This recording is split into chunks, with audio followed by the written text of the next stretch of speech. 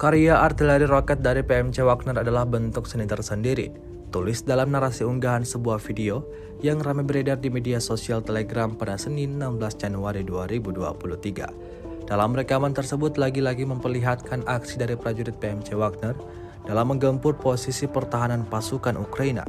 Di kawasan yang tidak disebutkan namanya dalam keterangan unggahan, pasukan Wagner meluncurkan rentetan serangan roket. Diketahui prajurit Wagner menggunakan MLRS Uragan untuk mencapai target penyerangan. Tampak dalam rekaman, lebih dari 5 kali serangan roket bombardir posisi pasukan Zelensky. Alhasil kerugian besar untuk kesekian kalinya harus diterima oleh angkatan bersenjata Ukraina.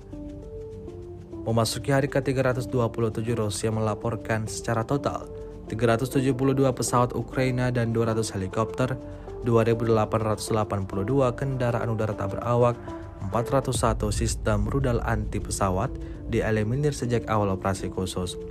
Sementara itu dari kubu Kiev, Kementerian Pertahanan Ukraina melaporkan 630 tentara Rusia dieliminir dalam 24 jam terakhir.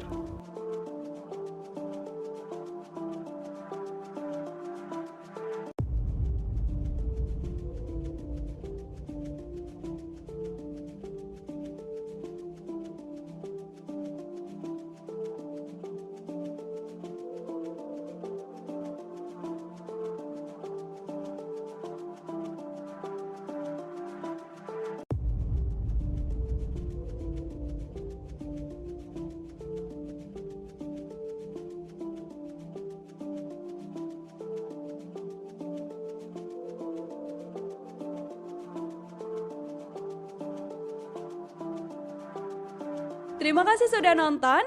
Jangan lupa like, subscribe, dan share ya.